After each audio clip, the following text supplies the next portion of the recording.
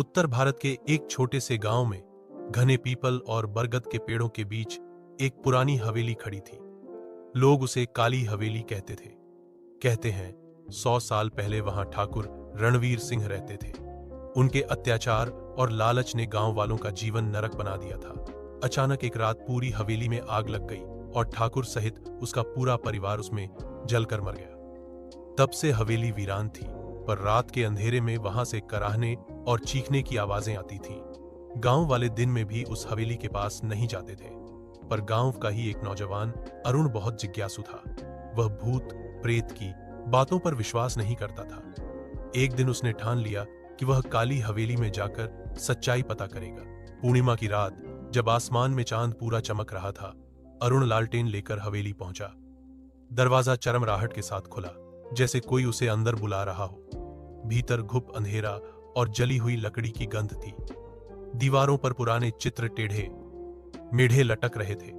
अचानक उसे लगा कि कोई उसके पीछे चल रहा है। वह पलटा, पर वहां कोई नहीं था। तभी ठंडी हवा का झोंका आया और उसकी लालटेन बुझ गई। घबराकर उसने माचिस जलाई और सामने जो देखा, उसकी सांसें रुक गईं। ठाकुर रणवीर सिंह की काली परछाई, आंखें लाल अग्नि जैसी, हाथ में खून से सनी तलवार।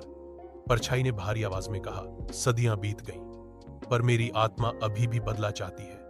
जिसने भी इस हवेली में कदम रखा, वह जिंदा बाहर नहीं गया। अरुण कांप गया, पर उसने साहस जुटाया। उसने कहा, ठाकुर, अगर तुम सच में आत्मा हो तो मुक्ति क्यों नहीं पाते? इंसान को दूसरों को सताने से नहीं, छोड़ने से शांति मिलती है। यह सुनकर हवेली गूंज उठी। खिड़कियां अपने आप बंद होने लगीं, दीवारें कांपने लगीं। ठाकुर की आत्मा ने तलवार उठाई और अरुण की ओर बढ़ा। तभी अचानक एक और परछाई प्रकट हुई, एक वृद्धा सफेद कपड़ों में। वह ठाकुर की पत्नी थी, जो हवेली की आग में मरी थी। उसने कहा, रणवीर, अब रुक जाओ। यह युवक निर्दोष है।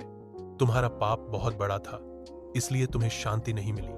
लेकिन अब समय है कि तुम अपने पाप को स्वीकार कर स्वर्ग जाने दो। ठाकुर की आत्मा चीख उठी और धुएं के गुबार में बदलकर गायब हो गई। हवेली के भीतर की भारीपन खत्म हो गया। दीवारों से जैसे वर्षों का अंधकार हट गया। अरुण ने गांव लौटकर सबको सच्चाई बताई। लोग अब हवेली से डरना बंद कर दिए। धीरे धीरे उसे मरम्मत कर मंदिर बना दिया गया। गांव वालों का मानना है कि अगर अरुण उस रात साहस न करता, तो ठाकुर की आत्मा आज भी गांव को सताती।